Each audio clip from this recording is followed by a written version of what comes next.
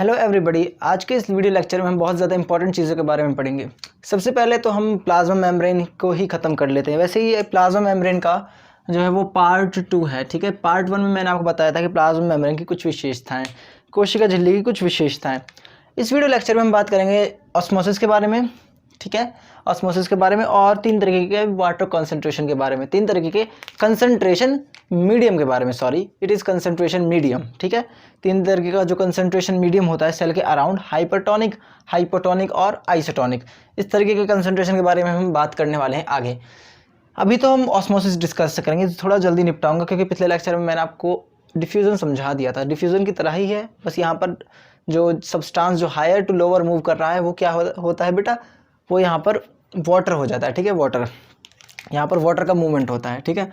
और एक बहुत इंपॉर्टेंट चीज़ जो क्वेश्चन पूछ सकता है वो मैं आपको बताने वाला हूँ। सबसे पहले तो ऑस्मोसिस को समझ लेते हैं। ऑस्मोसिस जो है वो है movement of water molecules from a region of higher concentration to a region of lower water concentration through, किसके ज़रिए, थ्रू ए सेलेक्टिवली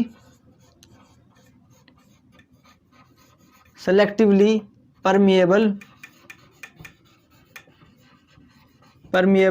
मेम्ब्रेन।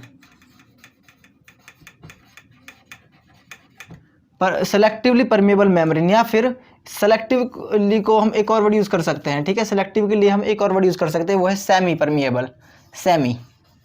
या आप चाहो तो वर्ड सेलेक्टिवली यूज़ कर सकते हो, आप चाहो तो सेमी वर्ड यूज़ कर सकते हो, दोनों ही सही है। सेमी परमिएबल मेम्ब्रेन या फिर सेलेक्टिवली परमिएबल मेम्ब्रेन, इसका होना बहुत ज़्यादा ज़रूरी है। किसके लिए? ऑस्मोसिस के लिए। अच्छा, ऑस्मोसिस में और डिफ्यूज़न में एक डिफरेंस कैसे क्रिएट कर सकते हो आप? देखिए, डिफ्यूज़न जो है वो मूवमेंट ऑफ गैसेस का होता है from a region of higher concentration to lower concentration. उधर किसी भी तरीके की सेलेक्टिवली परमिएबल मेम्ब्रेन की ज़रूरत नहीं पड़ती, अगर हो तो भी कोई बात नहीं, मतलब कि उसको ज़रूरत नहीं है किसी भी सेलेक्टिवली परमिएबल मेम्ब्रेन की। किसको? डिफ्यूज़न को। मतलब अगर वहाँ पर सेलेक्टिवली परमिएबल मेम्ब्रेन है तो ऐसा नहीं है कि वहाँ पर डिफ्यूजन नहीं होगा, डिफ्यूजन तो होगा, चाहे सेलेक्टिवली परमिएबल मेम्ब्रेन हो या फिर ना हो। पर ऑस्मोसिस के लिए कंडीशन क्या बन जाती है, ये इंटरेस्टिंग क्यों बन जाता है? क्योंकि इसको होने के लिए सेलेक्टिवली परमिएबल मेम्ब्रेन की ज़रूरत पड़ती है। अब सेलेक्टिवली जो परमिएबल मेम्ब्रेन है वो क्या करती है, वो चीज़ों को छांट कर कुछ पर्टिकुलर, कुछ विशेष, कुछ अपनी जानकारी के लोगों को ही अंदर आने देती है। आप इसको ऐसे समझ सकते हो। शायद आपको ये समझ आ गया होगा, बिल्कुल डिफ्यूज़न की तरह है, बस यहाँ पर क्या है, वाटर का जो मॉलिक्यूल है वो मूव करेगा, कहाँ से, ज़्यादा से कम की ओर। इसी की बेसिस पर 3 तरीके के कंसंट्रेशन मीडियम हमें पढ़ने हैं। चलिए उनको भी पढ़ लेते हैं। तो चलिए गाइज, अब हम आगे बढ़ते हैं अपने वीडियो लेक्चर में। अब हमारा जो मेन कंसंट्रेशन रहेगा, जो हमारा मेन फोकस रहेगा, वो रहेगा हाइपोटोनिक सॉल्यूशन पे, ठीक है। हाइपोटोनिक सॉल्यूशन, मैं पिछली वीडियो में लेक्चर में आपको बताना भूल गया था। देखिए, ऑस्मोसिस को प्रसारण भी कहते हैं हिंदी में, और डिफ्यूज़न को प्रसार, ठीक है। हिंदी मीडियम वाले बच्चों को थोड़ा आसान हो जाएगा। ऑस्मोसिस, जब भी मैं वर्ड ऑस्मोसिस यूज़ करूँ तो समझ जाना प्रसारण, ठीक है। और कंसंट्रेशन को सांद्रता, ठीक है। मतलब ऑस्मोसिस में क्या हो रहा था, higher concentration to lower concentration, मतलब कि उच्च सांद्रता से नीची सांद्रता तक, ठीक है। तो समझ गए होंगे मैं क्या कहना चाहता हूँ। चलिए, हाइपोटोनिक सॉल्यूशन, इसको हिंदी में भी हाइपोटोनिक सॉल्यूशन कहते हैं by the way. Hypo word use होता है बेटा कम के लिए, कम के लिए। टॉनिक वर्ड यूज़ होता है सांद्रता के लिए, यानी कि कंसंट्रेशन के लिए। हाइपो मतलब कम, टॉनिक मतलब कंसंट्रेशन, ठीक है, कंसंट्रेशन। सॉल्यूशन, ठीक है, सॉल्यूशन किस चीज़ से मिलकर बना होता है बेटा? सॉल्यूट और सॉल्वेंट से मिलकर बना होता है। ये चीज़ तो आपको पता होगी, आपने पहले पढ़ी होगी। सॉल्यूट और सॉल्वेंट। सॉल्यूट क्या होती है? जिसकी मात्रा कम होती है। सॉल्वेंट जिसकी मात्रा ज़्यादा होती है। फॉर एग्जांपल, जब शिकंजी हम बनाते हैं, मीठा पानी, उसमें जो चीनी है उसकी मात्रा क्या रखते हैं हम? कम रखते हैं, और जिसमें हम उसको घोलते हैं वो क्या हो जाता है? सॉल्वेंट हो जाता है, ठीक है। और water is the universal solvent. ये क्वेश्चन भी आपसे पूछ सकता है, आ सकते हैं इस तरह के क्वेश्चन भी। Water is a universal solvent. चलिए, हमारा जो मेन फोकस है वो है हाइपोटोनिक सॉल्यूशन। हाइपोटोनिक सॉल्यूशन क्या होता है? देखिए, ये वो सॉल्यूशन है जब सेल को जो वाटर है वो घेरे रखता है, मतलब कि जो मीडियम है, यहाँ पर वाटर हमारा क्या हो गया? मीडियम हो गया, ठीक है। जब हमारे सेल को जो मीडियम घेरा हुआ है, ठीक है, उसकी कंसंट्रेशन क्या बहुत ज़्यादा है, और उसमें हमारे जो बाहर घेरा हुआ है वो किसने घेरा हुआ? वाटर ने। इसको मैं आपको ठीक से समझाने की कोशिश करता हूँ और अच्छे से क्लियर हो जाएगा। मतलब कि जो हमारा मीडियम है, अगर उसमें पानी का सांद्रता, पानी का कंसंट्रेशन ज़्यादा हो, देखिए यहाँ पर हमारी सेल रखी हुई, नॉर्मल सेल रखी हुई है, और जो मीडियम है जिसने इसको घेरा हुआ है, इसमें पानी की मात्रा बहुत ज़्यादा हो। यहाँ पर मैंने लिख रखा है वाटर ज़्यादा, मतलब कि यहाँ पर इस केस में हमारे पास वाटर की जो मात्रा है, पानी की जो मात्रा है, जल की जो मात्रा है वो बहुत ज़्यादा है। अब जब जल की मात्रा बहुत ज़्यादा होगी और जो ये सेल है इसके अंदर पानी की थोड़ी सी मात्रा है, बहुत कम यहाँ पर इसका कंसंट्रेशन है वाटर का, किसके अंदर, सेल के अंदर, तो यहाँ पर क्या होगा, प्रसारण होगा, ऑस्मोसिस होगा। तो वाटर इसके अंदर धीरे धीरे एंटर करता जाएगा, ठीक है, वाटर इसके अंदर धीरे धीरे एंटर करता जाएगा। और कुछ टाइम बाद, आफ्टर सम टाइम, जो सेल थी हमारी नॉर्मल पतली सी, जो नॉर्मल सेल रखी थी हमने, वो क्या हो गई, स्वेल हो गई, वो क्या हो गई, फूल गई, मोटी हो गई। तो हाइपोटोनिक सॉल्यूशन का जो मेन रिजल्ट निकलता है वो क्या होता है बेटा, सेल जो है वो क्या हो जाती है, स्वेल हो जाती है। Cell will swell, cell will swell, मतलब सेल क्या है, वो सूज जाएगी, वो मोटी हो जाएगी। आपको समझ आ गया होगा हाइपोटोनिक सॉल्यूशन क्या है, क्लियर। हाइपो मतलब होता है कम, टॉनिक कंसंट्रेशन, ठीक है। तो आप देखिए यहाँ पर वाटर का कंसंट्रेशन कम कहाँ पर है, इस केस में स्टार्टिंग वाले में, सेल के पास।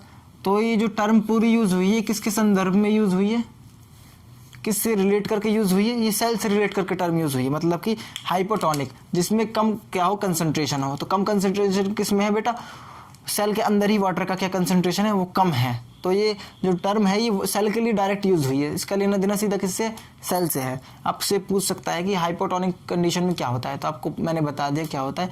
जो सराउंडिंग मीडियम होता है उसके अंदर वाटर की कंसंट्रेशन बहुत ज़्यादा होती है, जबकि जो सेल होता है उसके अंदर वाटर की कंसंट्रेशन क्या होती है, बहुत कम होती है। तो कम के लिए वर्ड यूज़ हुआ हाइपोटोनिक। तो सेल के अंदर क्या कंसंट्रेशन होगी, कम होगी, किसमें, हाइपोटोनिक सॉल्यूशन में, ठीक है। मतलब कि वहाँ पर जो आउटसाइड वाला जो मीडियम होगा उसके अंदर ही वाटर की कंसंट्रेशन ज़्यादा होगी बजाय सेल के। सेल के अंदर वाटर कंसंट्रेशन बहुत ज़्यादा कम होगी।